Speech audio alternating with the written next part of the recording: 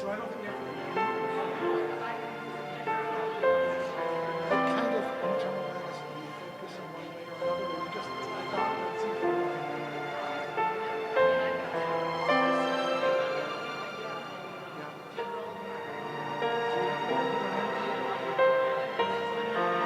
we are really wrong.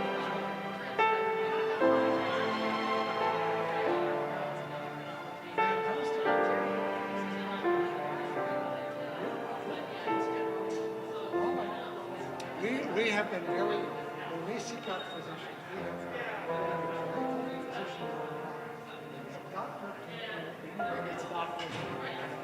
I mean, I'll say casual doctor. However, we have sought out physicians with one of those two categories, DO, or someone who is working on medicine. I find them as a group to be more, they think holistically, more naturally than MDs or what's great about military physicians is they have to practice a whole lot of different medicine and do several areas, see the paths practicality. I tell people, we have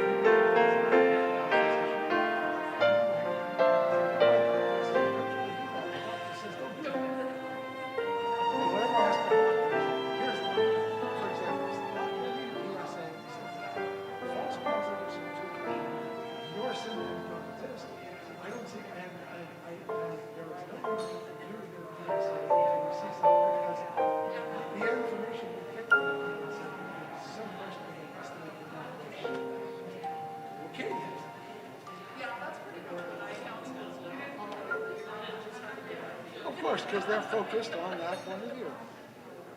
So, but I went to see a dermatologist just the other day because I've had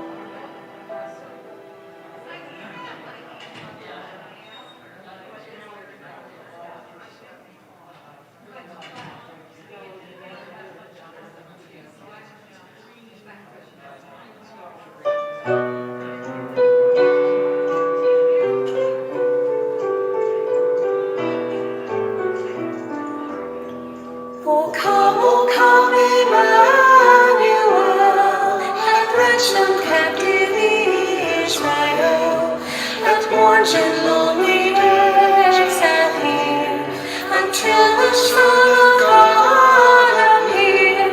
Rejoice, rejoice, Emmanuel shall come to thee, O Israel. O come, thou dayspring from on high, and cheer us by thy drawing nigh. Disperse the gloomy clouds of night, and death's dark shadows put to flight. Rejoice, rejoice, Emmanuel shall come to thee, O Israel. O come, thou King of David, come, and open wide our heavenly home. Make safe the way that leads on high, and close the path to misery. Rejoice, rejoice, Emmanuel shall come to thee, O Israel. O come, O dawn, our Lord of light, moon through thy tribes on Sinai's height. In ancient times didst give the law, in cloud and majesty and awe. Rejoice, rejoice, Emmanuel shall come to thee, O Israel.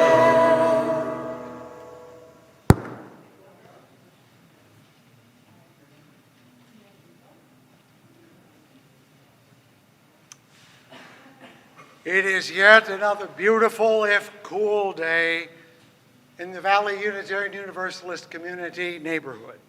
It's fitting, I guess, as the winter solstice works its reliable magic even in Arizona. This past week, snow fell on the mountains to the north, adding their shimmer to the millions of lights that festoon the city.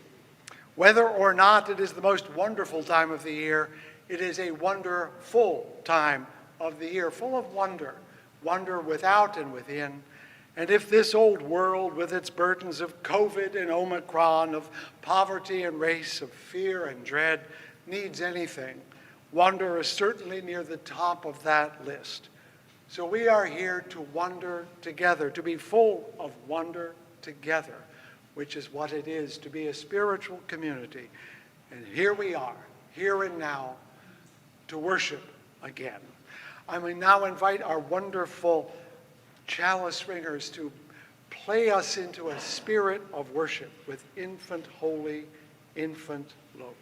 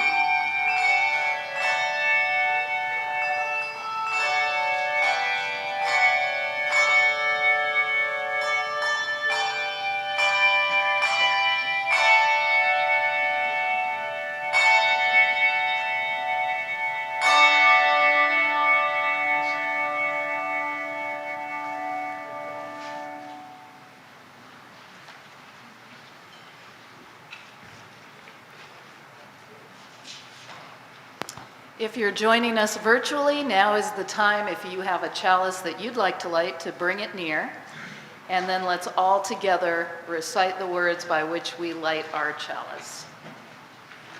We kindle this flame, symbol of our faith, for the light of truth, the warmth of community, and the fire of love, which calls us to work for justice.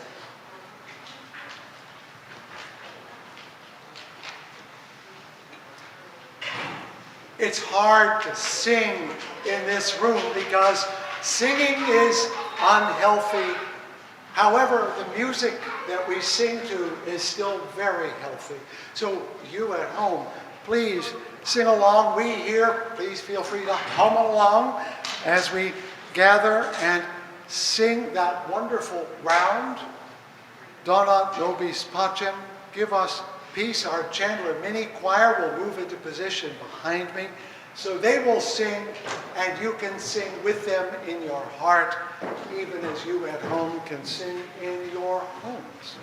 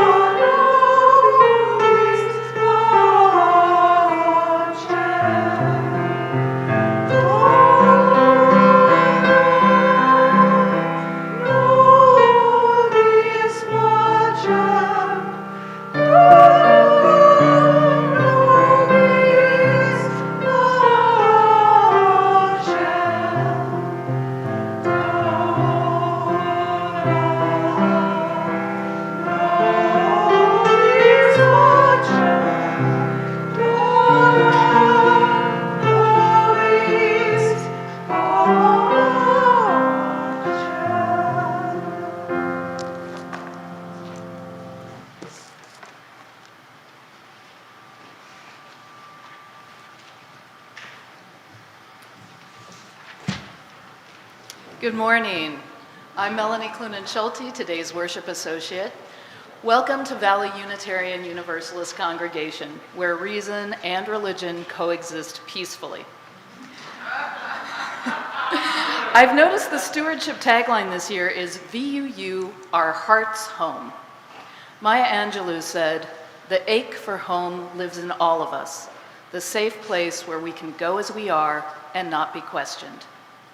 Every week at VUU, we set aside this time of welcome to tell each other and newcomers that this is a safe place where we can come as we are. But we're UUs, so that part about not being questioned. When we say that everyone is welcome here, we do not necessarily mean that any ideology is welcome without being challenged. We do assert that in this community, every person will be treated with respect, and that ideas will be listened to, not rejected out of hand. This is the covenantal pledge we make to each other.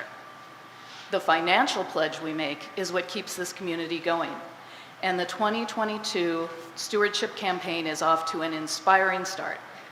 In just the 2 weeks since kickoff Sunday, 80 pledges totaling over $250,000 have been received, which is more than halfway to our fundraising goal of $400,000.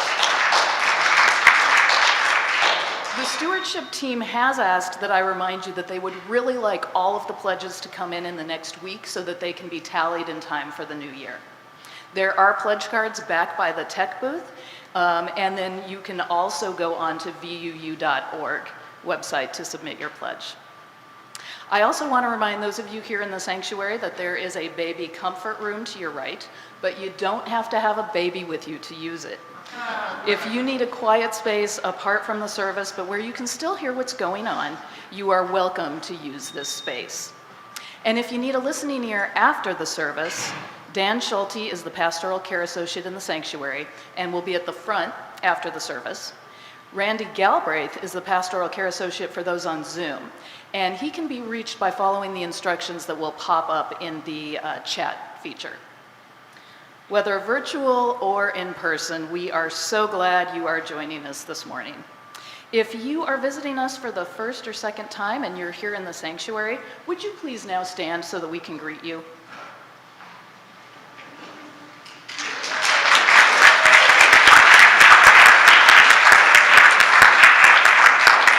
There will be a welcome circle after the service by the back windows if you're here in person. And if you are new to us and you're on Zoom, you can also just stay and reject the chat room and you'll be able to have a chance to meet with Reverend Wooden. Breakout rooms will be available for those who are not new to have a little time to chat after the service. So this is the time of year where there are a lot of expected gifts. Even if you're not a Christian UU, if you're a secular humanist from a Jewish background or some other iteration of UU, chances are you will still be involved in some sort of gift exchange this month. And these are expected gifts, typically given with reciprocity. Occasionally you may get a gift from someone you did not buy something for, and this type of unexpected gift often leads to social awkwardness, so conditioned as we are for gift giving to be reciprocal. But truly unexpected gifts, those where there is neither the expectation or at times even the possibility of a reciprocal exchange, are perhaps the most delightful gifts. Recently, we got what I thought was a Christmas card in the mail with a return address from one of my husband's uncles. He doesn't typically send out holiday cards, although we send him one every year, so it was already exciting to open the expected greeting.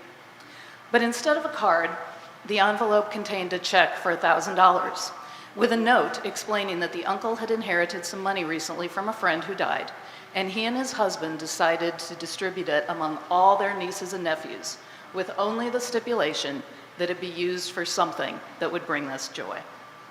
What an unexpected delight. But it doesn't take a financial windfall to create an unexpected gift. A few years ago, my cousin lost her father, who had been divorced from my aunt for some time and hadn't been around much for the children. A year after he died, I was going through some old letters and found one from my aunt with 2 newspaper articles he had written when he worked for the local paper. I thought these would be particularly meaningful for my cousin since she's also a journalist, and that paper had shut down before she was born. So her father, unable to find work as a freelance journalist, had gone to driving truck instead. I sent the articles off to her, and she noted later that it was one of the most meaningful remembrances of her father she had received. And of course, some unexpected gifts are not something physical that you can send at all. They are memories. A poem that sticks with you to get you through hard times, a word of encouragement just when it was needed most, the remembrance of a deceased loved one, gone for many years. Such memories make this time of the year particularly difficult for many, especially when the pain of loss is new. But when many years have gone by, these memories can bring great joy, like a visit from someone gone but not forgotten. So whether, like my children, this holiday season is your favorite time of year, or whether it's a difficult time you try to just get through, I hope that you will have many gifts of the kind that you cannot unwrap, but that come unbidden in the sleigh of nostalgia and bring unexpected joy.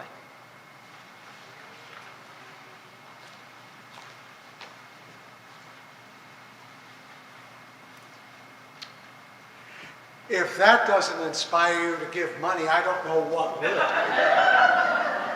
because this is, in many respects, as all of our communities sometimes say, communities of memory and hope. And it is the memory that propels us back into each other's company and the hope that propels us out into the world. So when it comes to the offering, what we're doing, as I put to all of my congregations, is making a down payment on what we hope will take place in the future. Yes, you're giving to the community, this community.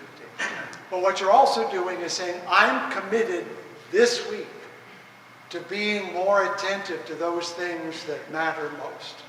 I am not going to give it just lip service. I'm not going to just wave my hands and say kumbaya.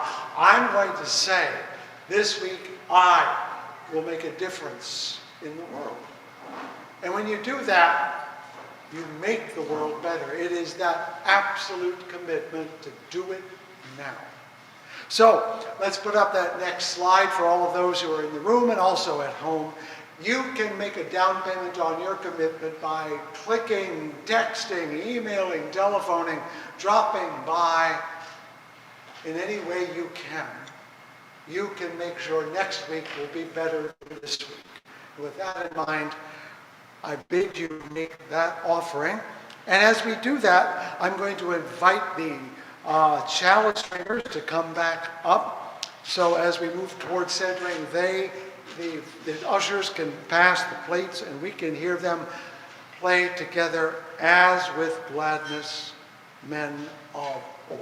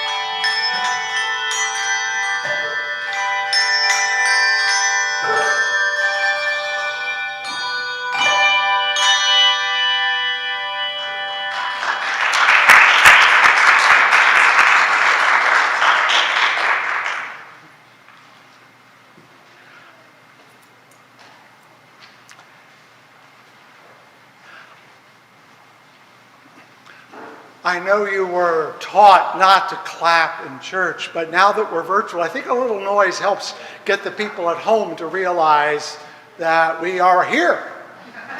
We have to make a little noise to let people know that we are also in the room. I never write out what I'm going to say here in this prayerful moment, partly because I want it to be of that moment. That's one of the reasons I'm a Unitarian Universalist.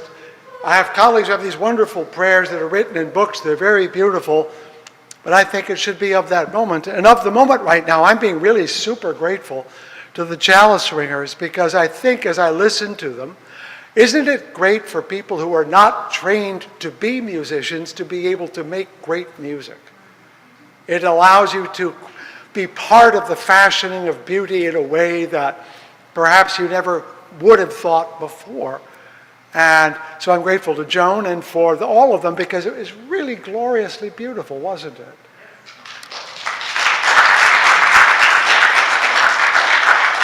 And I say that because the tune, if you listen to it, was one we are familiar with other words. For the beauty of the earth and the splendor of the skies. And I got to tell you, winter in Arizona makes those words very real. Because the mountains, the valley, the continuing blossoms of even the lantana and the other great flowers that go all year long really make me appreciate being in Arizona right now. And that's important because, as you probably noticed if you're here in the room, the only wristband I'm allowing right now, and it is me, are the red ones, not because you're unhealthy or unsafe, but because the disease is forcing us to be more careful right now. We know that if we are not vigilant at this moment, the next variant will race through our communities, sickening those who cannot be vaccinated, imperiling those who are, and potentially disrupting the world even more than we have borne. And so I'm asking all of those who come in the room to be especially careful, and these wristbands remind us to do that. I've already been scolding people out on the porch, stand back! Go away!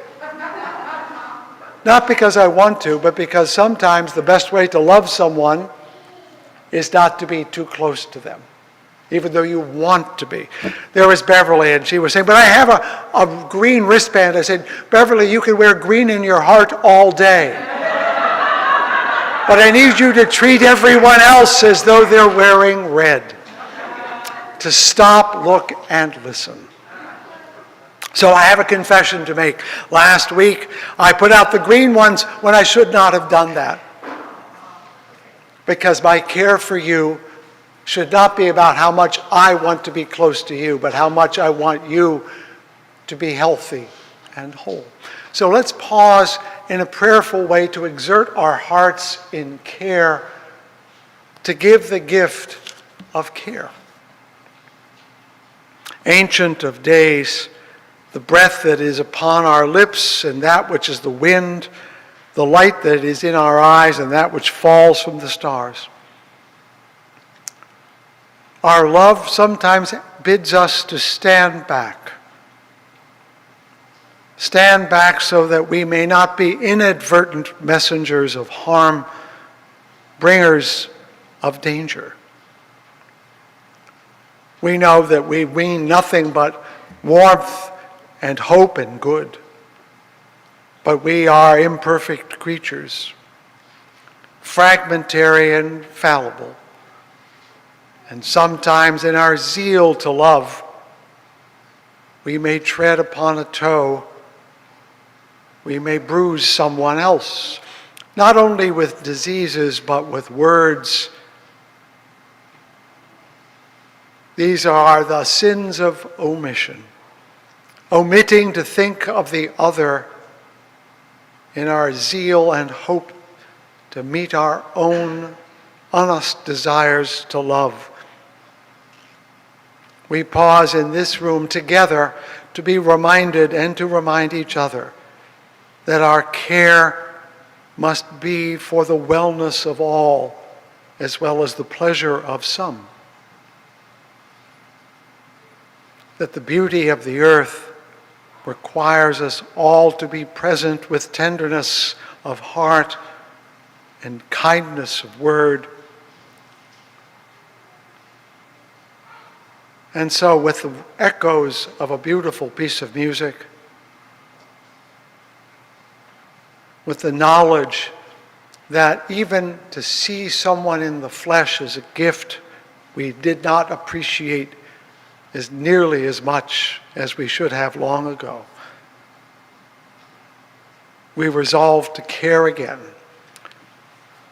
to use those words of Howard Thurman, to keep before us our moments of high resolve, that in the quiet of this moment, we forget not that to which we have been called as faithful stewards of the Spirit, as faithful voices for justice and love.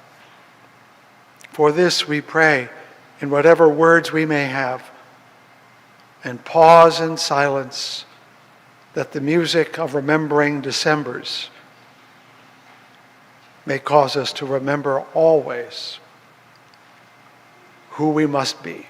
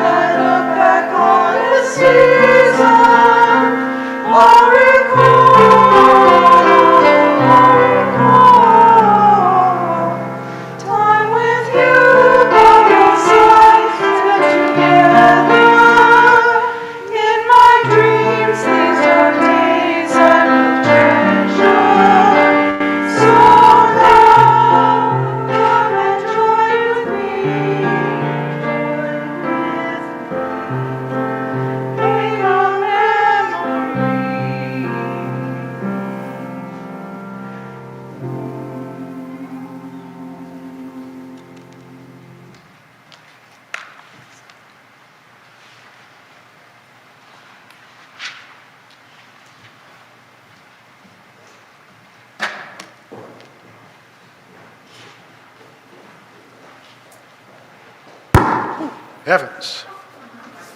Well, I want to thank the mini choir and the bell ringers, the chalice ringers, for enriching our service this morning. We're not done, but I want to be grateful for their contributions. And I want to acknowledge that I saw you're visiting back there with that young person out there on your lap, and I'm really glad to see you, and I hope I can say hello to you later.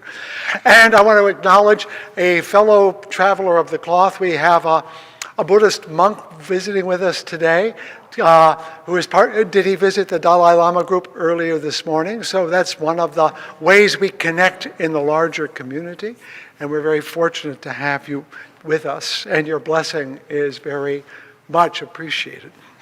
Also, to remind everyone in the room and on Zoom, we will be holding a Christmas Eve service, and it is coming up this coming Friday, and it will be at 7 p.m., and all the protocols that are in place now will still be there. If you have any suspicion you may have COVID, please do not be here in person. But we do want those who have been fully immunized, boosted in every way, to feel free to be here and join us this Friday, December 24th at 7 p.m. And we will have a wonderful assortment of words and song, although you can't sing. But you'll get to listen. I should point out that our wonderful music director, Katie Seifert, is not with us, in part because she is actually recovering from COVID right now. But she is feeling much better and plans to be here this coming Friday and again on Sunday. So, just the news of the day. Okay, let's talk about what I'm going to talk about today. Oh, where was I? Yes. I was talking about Charles Dickens and Ebenezer Scrooge. And to make that point more thorough, I'm going to put my hat on now. There we go. There we go. My point was that Charles Dickens is not just a storyteller, he's a theologian. And a theologian of liberal religion, as it turns out, because he was active in a Unitarian chapel during that part of his life and questioning some of the orthodoxies of his day. And it shows up in his first breakout hit, which was, in fact, A Christmas Carol. Having read through it many times and memorized parts of it, I could not help but notice that his view of the world was not an orthodox Christian one. And I thought, perhaps I should share some of that with you. Dickens is really only part of the Unitarian plot to overtake and infiltrate Christmas, by the way. He is not the only one to insert an insidious note of heresy. The Christmas tree, pagan symbol that it is, became popular in America partly due to the Reverend Charles Follen, German, British, Unitarian minister who started putting one up in his home in Lexington, Massachusetts during the 1840s. We may be kin to many Christmas carols. Jingle Bells, written by a good Unitarian minister, as well as It Came Upon a Midnight Clear, which if you read the lyrics carefully, is an anti-war carol. But Dickens may have accomplished the most deft subversion of Christmas, even as he was bent on rescuing it from its decline. Christmas was at his time either overly pious or wildly impious, a somber religious occasion for the very religious, marked with times of complaints about sin and the waiting of the second coming, or an excuse for out-and-out drunken carousing. In 1843, it was also a time when the predations of the Industrial Revolution had created a huge underclass of deep poverty. Dickens himself came from that class, his father having been jailed as a debtor. Remember debtors' prisons? And he, the boy, went to work at the age of 10 to help pay off those debts, working in a boot blacking factory for 10 hours a day. The disparity between the prosperous and the poor factors in many of his works, as many of you already know. Who here has read Oliver Twist or Great Expectations? Though already published at the time, he actually owed money, and he self-published The Christmas Carol story to pay his debts. His timing was perfect, and his fame grew and was assured because of it. There are over 250 versions of it in every form, including one I saw the other night called Scrooged with Bill Murray in it, and very entertaining, though completely inaccurate. And one, I'm sorry to say, featuring the cartoon characters Beavis and Butthead. I shiver at the thought of watching that one. The stroke of genius on his part, though, was making it a ghost story.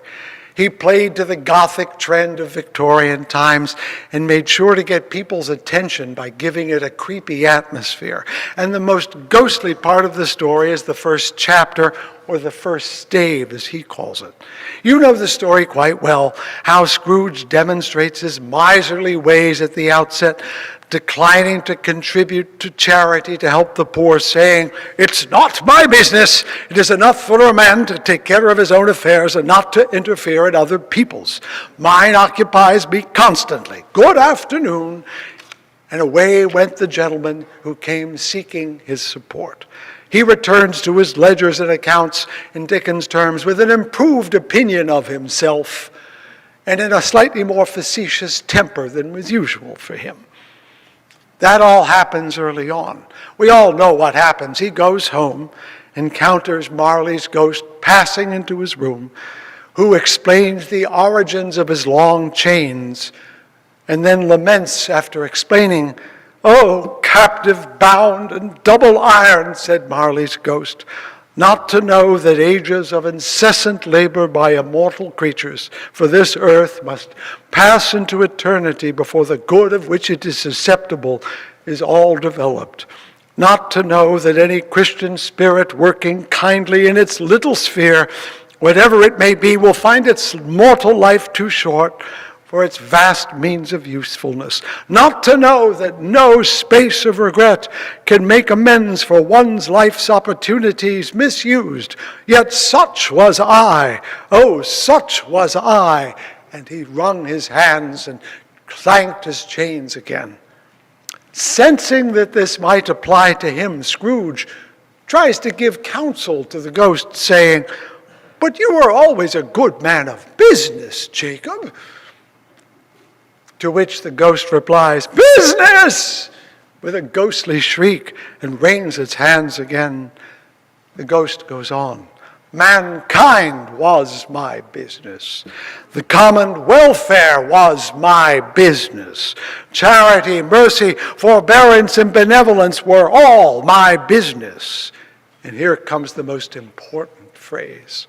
"The dealings of my trade were but a drop of water in the comprehensive ocean of my business." What a great metaphor. A drop of water in the comprehensive ocean of my business. Not for nothing do we still read his books. What a great image that is. And what's more, he says what we know is so. And so not only in 1843, but in 2021.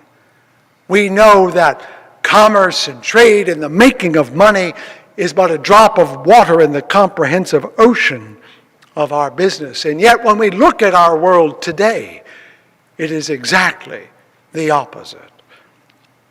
Perhaps you've heard that we are living in a second Gilded Age, referring back to the time in American history when industrialization had exploded. My school books positively swooned with pride about railroads and steel mills and inventions that changed the world.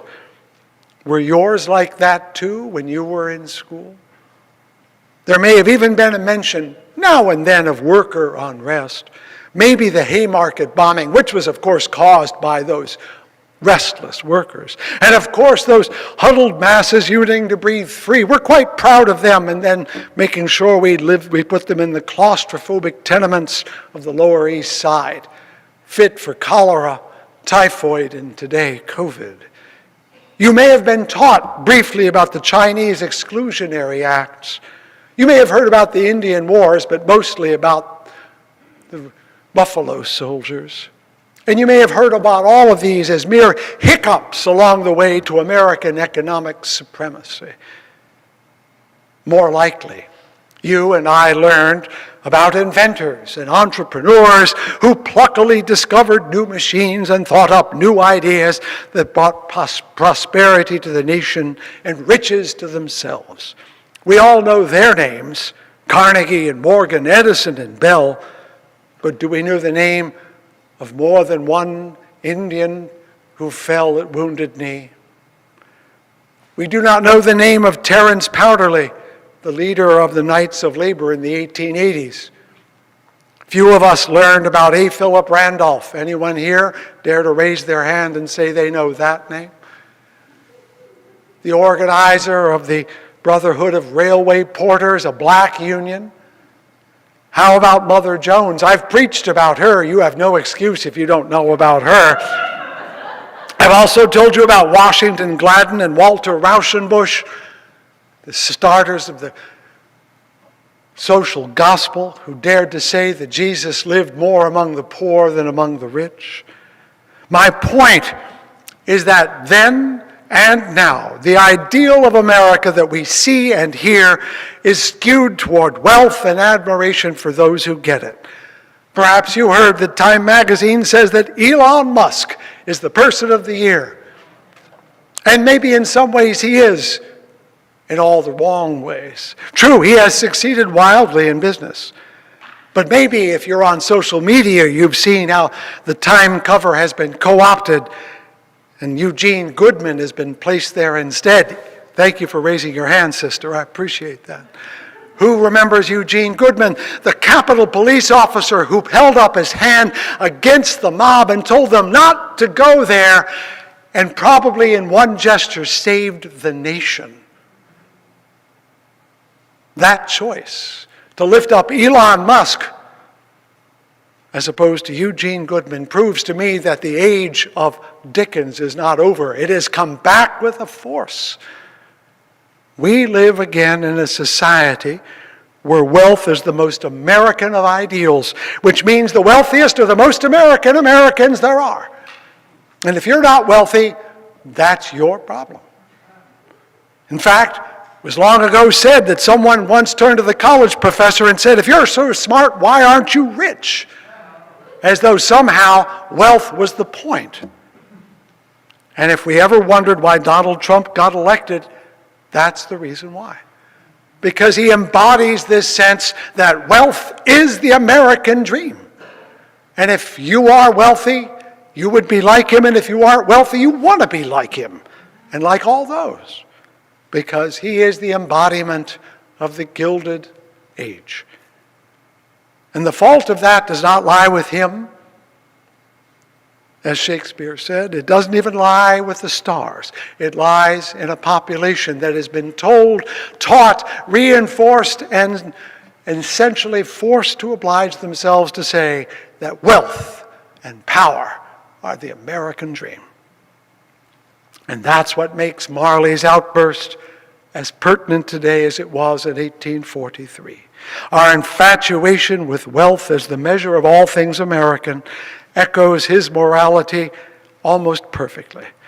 If you don't know, in Dickens' Victorian world, poverty itself was punished. "Are there no prisons?" said Scrooge. "Are there no workhouses where they can go?" While true as a simple fact, Calvin Coolidge did say, "The business of America is business." And it's time for us to start questioning that as the definition of America. It is not found in a single sentence of the Declaration of Independence. One can scour the Constitution from stem to stern and find not one mention of the word capitalism or business or wealth. except the regulation of trade. And if we want to know what our civil religion is, those beliefs we hold most together as a nation, it is certainly not liberty and certainly not justice, judging by the way we live as a nation. Dickens managed to convey this moral dissonance in that one exquisite metaphor. The dealings of my trade were but a drop of water in the comprehensive ocean of my business. In his world and ours, wealth is the ocean, and humankind and its fate the drop of water. During this long pandemic, it was always the loss of business that justified the end of health rules. And here we are with 800,000 Americans dead, more than any single war, so that we may continue to shop. And so the stock market can enrich Elon Musk and Jeff Bezos, and perhaps most of our 401ks. Now, I could go on pounding the pulpit like a William Jennings Bryan, but this is no convention, and I am not a candidate. Nor am I so simplistic to believe that a few laws will make it all better, because it is in the heart of the culture that this lives, not in the law books. What I do believe is that the sentiment Dickens expressed is real, is genuine, and is part of our moral sensibility, that even though we do not act that way, we actually do feel the way Marley's ghost did. But a corroding and corrupting individualism, aided and abetted by those who benefit by it, have pushed that nobility of hope to one side, so that those who call for community, responsibility, civility, and decency, well, we are snowflakes, kumbaya liberals, naive, unconnected to reality. But who is truly disconnected? Changing it all will not be easy, any more than cleaning the famously combustible Cuyahoga River. It took years to set it on fire, and it took years to put it out. It will take years and years of battling this distorted, perverse notion of American progress to recover what truly belongs at the center, making the common welfare our true business, something enshrined even in the Constitution itself, but unheeded on a daily basis. It will take as much, if not more, work than cleaning the Love Canal or the beaches of Alabama after the Getty oil spill. We know that if we fail to do that, none of these other demands, none of these other moral tasks can possibly get done. Yes, Bill Elliott, we should address global warming, but until we believe it matters, it won't get done. Yes, we need to deal with racism at a systematic level, but until the common welfare is our business, and more so than the dealings of our trade, it won't get done. The rights of women, the rights of immigrants, the rights of children, we all know they must be dealt with, but they will not be done as long as the ocean is the dealings of our trade, who turn all of us into the resources consumed for the creation of money. We must change the heart of America, and we will not succeed today or alone. Nor did Dickens change England just with that one line. At least not right away, and not by himself. But thankfully, millions read his book, including Queen Victoria, who was quite the fan, by the way. And if you want to talk about an influencer, she would have been right at the top in 1843. It will take someone, something, a person, a movement to catalyze our subverted responsibility and decency back to life. I cannot say who or what that will be. It certainly is not me. But this much I know. It will not arrive on your Facebook page as a meme. Remember, Facebook is still owned mostly by Mark Zuckerberg. He doesn't want it to turn up there. It will not be delivered in a box delivered by Amazon. Jeff Bezos will make sure of that. Cable news will not deliver this message. It won't be on your favorite streaming service, because all of these are owned by those who benefit by the way things are. The hope we need will arrive someplace else. Perhaps a book, perhaps a poem, perhaps some distorted, disheveled fellow who thought he heard an angel's song in the middle of the night, or a baby born in a poor home which no one saw at the time, or it will come as a gift unbidden from afar and awaken us to what we have always known but did not notice. It will turn up where no one is doing business. The real message of Christmas is that the most important things come at unexpected times, in unexpected places, in unexpected forms, and always noticed by those on the periphery of power and privilege: the children, the poor, the frightened, the cast off. Do not look to those with the biggest mouths to tell you the truth. Listen for those you have yet to hear. And you thought I wasn't going to talk about Christmas, didn't you? But if you think about it, this really is the reason for the season. I thank you for your time and say, as they say in so many churches, so be it, and amen. May the words of my mouth and the meditations of my heart be found true in thy sight, thou who art my rock and my Redeemer. Off comes the hat. On comes the hymn. Isn't it time for our hymn at this point? Are our singers leading us in our hymn? That's wonderful. I don't have the name in front of me. What is it? Oh, Holy Night. Well, oh, holy moly, it's time to hear Oh, Holy Night. Hum along, even in harmony. But thank you so much.